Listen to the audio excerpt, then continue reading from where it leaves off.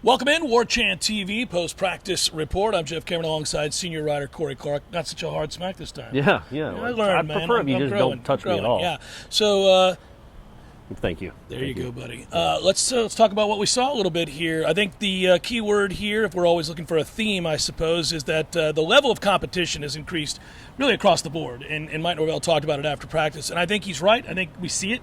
Yeah. It's pretty evident at a lot of position groups, but none more than in the secondary.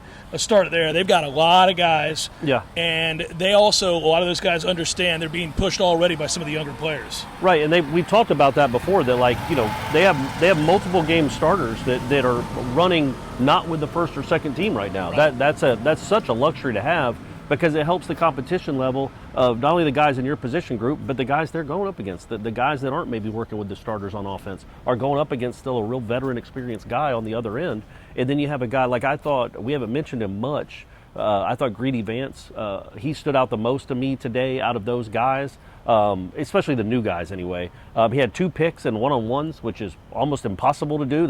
You don't usually have interceptions in one-on-ones, because it's just not how that works. But he had 2 of them, and is a real competitor, man, and is a real competitor, and I like that. He gets testy and he gets in your face, and that's what this team needs, and he has a lot of it. Well, and I can't help but note the young guys that have come in right off the bat. You know, we're not really supposed to talk too much about where they sit on the pecking order, but I know that everybody's been very impressed, and Coach Norvell said as much as well about Thomas and obviously McCall. They got 2 guys that come in here who look the part. I keep using that phrase, but they look the part, and they've come along pretty quickly. We'll see in the coming days where they sit.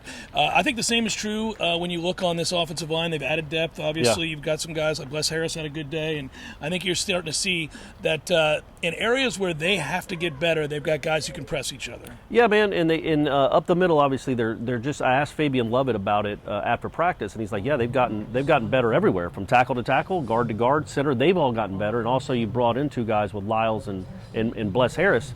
So I think that is so key to do that, to have guys that. What's going on behind us, Jeff?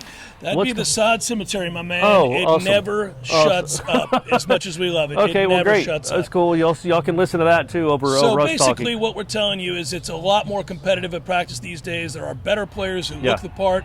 It stands out to me as well as to you. And in the coming days, as we get some pads, now they take a break at the end of this week, and then they come back and they get after it. But the team looks deeper, that's for sure. They've got more talent. Yeah, and I was going to the middle of the line, because they had 2 or 3 long runs up the middle, which is a great thing to see. Like, look, Trayshawn Ward has some special abilities to him and cutting abilities, and I thought our man from Oregon, Trey Benson, he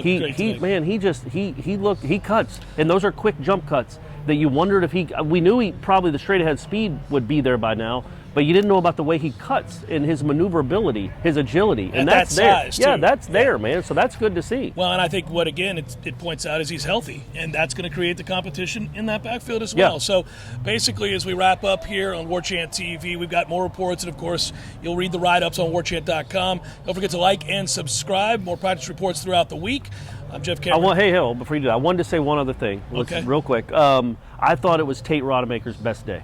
And I know that's not maybe the highest bar to clear, but with these first 2 days, in my opinion, but I thought he was good. Like, he made really good throws. He had a long touchdown at the end. Pass. And he just looked more in control. Didn't have any horrible throws. I think that's something we're going to be watching that really closely every practice. Those 2 guys. Because it dictates maybe what you do in April and May if you don't like what you see. I thought that was a much more encouraging day from him. He looked good. Good for you. Hey, man, Tate, you're my dog. You know that. There my you dog, go. Tate. You got a fan, Tate. Jeff Cameron for senior writer Corey Clark. And the Sod Cemetery. All the fine folks here at Warchant TV, warchant.com. Thanks, Aslan. Be well, everybody. We'll talk to you again soon.